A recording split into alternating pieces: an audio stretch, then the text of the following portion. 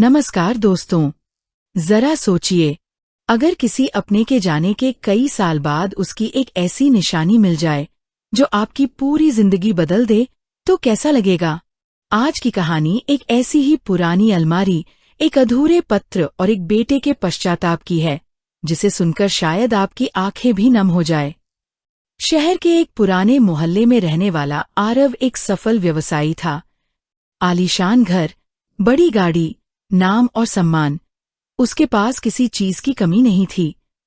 लेकिन इस चमक-दमक के बीच एक कोना ऐसा था जहां वह कभी नहीं जाता था। वह कोना था उसके पुराने पुश्तैनी घर का, जहां उसकी माँ की यादें अब भी सांस ले रही थीं। माँ को गुजरे पूरे 20 साल हो चुके थे। उनके जाने के बाद उस घर को बंद कर दिया गया था। आरव कभी हिम्मत नहीं जुटा पाया कि वहां जाकर उन यादों का सामना कर सके।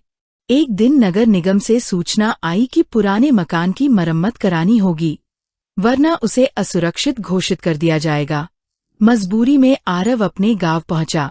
जैसे ही उसने जंग लगा हुआ दरवाजा खोला, धूल की परतों के साथ बचपन की अनगिनत यादें उसके सामने तैरने लगीं।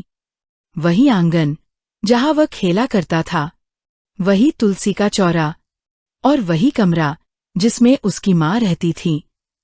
कमरे के एक कोने में लकड़ी की पुरानी अलमारी अब भी वैसी ही खड़ी थी। उसके हैंडल पर हल्का सा जंग लग चुका था। आरव ने कांपते हाथों से उसे खोला। अंदर माँ की साड़ियाँ करीने से रखी थीं। उनके बीच हल्दी और चंदन की हल्की सी खुशबू अब भी महसूस हो रही थी।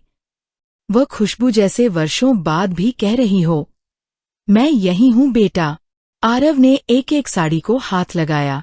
अचानक एक पुराना डिब्बा नीचे गिरा। उसमें उसकी बचपन की छोटी सी कार, टूटी हुई पेंसिल, पहली कक्षा की रिपोर्ट कार्ड और एक मिट्टी की सीटी रखी थी। वह मुस्कुरा दिया। उसे याद आया कि वह समझता था ये सब कब का फेंक दिया गया होगा, लेकिन माँ ने हर छोटी चीज संभाल कर रखी थी।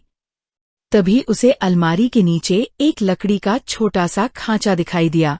उसने उसे धीरे से खोला। अंदर एक कपड़े में लिपटी डायरी और एक बंद लिफाफा रखा था। लिफाफे पर माँ की लिखावट में केवल 2 शब्द लिखे थे, मेरे आरव के लिए। आरव की धड़कन तेज हो गई। उसने कांपते हाथों से लिफाफा खोला। प्रिय बेटा, अगर तुम यह पत्र पढ़ रहे हो, तो शायद मैं इस दुनिया में नहीं हूँ। मुझे नहीं पता उस समय तुम कितने बड़े होगे, लेकिन मुझे इतना विश्वास है कि तुम अच्छे इंसान जरूर बनोगे। पहली ही पंक्ति पढ़ते ही आरव की आंखें भर आईं।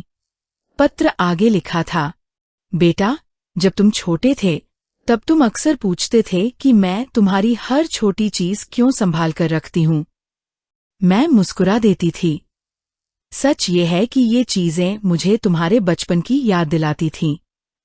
जब तुम बड़े होकर अपने सपनों में व्यस्त हो जाओगे, तब शायद तुम्हें इनकी जरूरत न रहे, लेकिन मुझे हमेशा रहेगी। आरव की उंगलियां कांपने लगीं। उसे याद आया कि नौकरी मिलने के बाद वह महीनों माँ से मिलने नहीं आया था। फोन भी कम करता था। हर बार कह देता, माँ, बहुत काम है, बाद में बात करता हूँ। माँ हमेशा मुस्कुराकर कहती, कोई बात नहीं बेटा, अपना ध्यान रखना। पत्र में आगे लिखा था, अगर कभी तुम्हें लगे कि दुनिया में तुम अकेले हो, तो इस अलमारी को खोल लेना। यहाँ तुम्हें तुम्हारा बचपन मिलेगा और मेरा प्यार भी। आरव की आंखों से आंसू लगातार गिर रहे थे। उसी समय अगर आपको भी लगता है कि माता पिता का प्यार दुनिया की सबसे अनमोल दौलत है, तो कमेंट में अवश्य लिखिए, माँ का प्यार अमूल्य है। आपका एक शब्द शायद किसी और को भी अपने माता पिता की कद्र करने की प्रेरणा दे दे। आरव ने डायरी खोलनी शुरू की। उसमें हर साल की छोटी छोटी बातें लिखी थीं। आज आरव ने पहली बार माँ कहा। आज वह पहली बार स्कूल गया। आज उसे बुखार था। पूरी रात उसकी हथेली पकड़कर बैठी रही। हर पन्ना पढ़ते पढ़ते उसे एहसास हुआ कि माँ ने उसके जीवन का एक भी पल भुलाया नहीं था। डायरी के आखिरी पन्ने पर लिखा था, अगर कभी मैं तुम्हारे साथ न रहूं, तो किसी जरूरतमंद बच्चे की पढ़ाई का खर्च उठाना।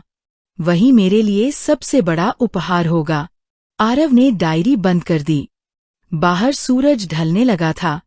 कमरे में वही सन्नाटा था, लेकिन अब उसे ऐसा लग रहा था जैसे माँ अब भी उसके पास बैठी हों। उसने अलमारी को धीरे से बंद किया, लेकिन इस बार उसके मन में कोई बोझ नहीं था, बल्कि एक नया संकल्प जन्म ले चुका था। अगली सुबह आरव फिर उसी पुराने घर पहुंचा। रात भर वह सो नहीं पाया था। माँ की लिखी हर पंक्ति उसके मन में बार बार गूंज रही थी। उसने डायरी को अपने सीने से लगाया और बरामदे में बैठ गया। सामने वही नीम का पेड़ था, जिसके नीचे बैठकर उसकी माँ हर शाम उसका इंतजार किया करती थी। हवा का एक हल्का झोंका आया और ऐसा लगा मानो माँ फिर से उसके सिर पर हाथ फेर रही हों। आरव ने तय कर लिया कि अब वह केवल पछतावे में नहीं जिएगा। वह माँ की आखिरी इच्छा को अपना जीवन बना देगा। सबसे पहले वह गांव के प्राथमिक विद्यालय पहुंचा, वही विद्यालय जहां उसने बचपन में पढ़ाई की थी। प्रधानाचार्य ने उसे देखते ही पहचान लिया। बातचीत के दौरान उन्हें पता चला कि कई होनहार बच्चे केवल पैसों की कमी के कारण पढ़ाई छोड़ देते हैं। ये सुनकर आरव की आंखों के सामने डायरी का आखिरी पन्ना घूम गया। किसी जरूरतमंद बच्चे की पढ़ाई का खर्च उठाना। उसी दिन उसने विद्यालय के लिए एक शिक्षा कोष बनाने की घोषणा कर दी। उसने कहा कि अब इस गांव का कोई भी बच्चा केवल गरीबी की वजह से अपनी पढ़ाई नहीं छोड़ेगा। कुछ दिनों बाद जब पहले बच्चों को नई किताबें और स्कूल बैग मिले, तो उनके चेहरों की खुशी देखकर आरव की आंखें फिर भर आईं। उसे लगा जैसे दूर कहीं उसकी माँ मुस्कुरा रही हों। लेकिन कहानी यहीं खत्म नहीं हुई। पुराने घर की सफाई के दौरान उसे माँ की अलमारी के पीछे एक और छोटा सा लिफाफा मिला। इस बार उस पर लिखा था, इसे तब पढ़ना जब तुम किसी और के चेहरे पर मुस्कान ला सको। आरव ने कांपते हाथों से लिफाफा खोला।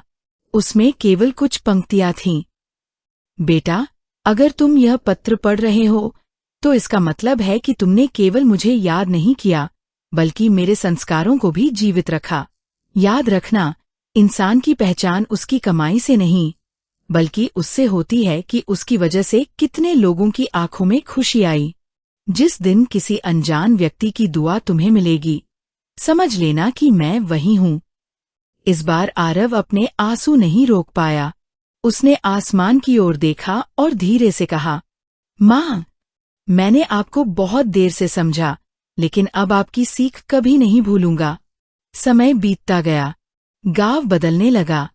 जिस विद्यालय में कभी बच्चे बिना किताबों के बैठते थे, वहां अब एक सुंदर पुस्तकालय बन चुका था। कई गरीब बच्चों ने आगे चलकर डॉक्टर, शिक्षक और इंजीनियर बनने का सपना पूरा किया। हर वर्ष आरव अपनी माँ की पुण्यतिथि पर गांव आता, बच्चों के साथ समय बिताता और उसी पुरानी अलमारी के सामने कुछ पल चुपचाप बैठता। एक दिन विद्यालय के वार्षिक समारोह में एक छोटी बच्ची मंच पर आई। उसने हाथ जोड़कर कहा, अगर आरव अंकल मेरी पढ़ाई का खर्च न उठाते, तो शायद मैं कभी स्कूल नहीं आ पाती। मैं बड़ी होकर डॉक्टर बनूंगी और बहुत से लोगों की सेवा करूंगी। उसकी बात सुनते ही पूरा सभागार तालियों से गूंज उठा। आरव की आंखों से फिर आंसू निकल पड़े, लेकिन इस बार ये पछतावे के नहीं, संतोष के आंसू थे। उसे महसूस हुआ कि आज सचमुच उसने माँ को सबसे सुंदर श्रद्धांजलि दी है। दोस्तों, अगर आपके माता पिता आज आपके साथ हैं, तो उन्हें ये एहसास जरूर कराइए कि वे आपके लिए कितने अनमोल हैं। समय निकल जाने के बाद केवल यादें रह जाती हैं, लेकिन प्रेम जताने का अवसर हमेशा नहीं रहता।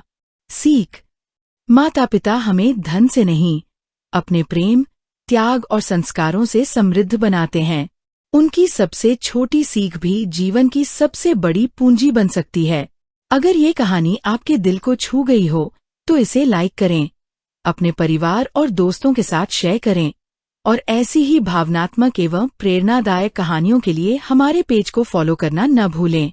आपका साथ हमें और भी सुंदर कहानियां आप तक पहुंचाने की प्रेरणा देता है। धन्यवाद दोस्तों।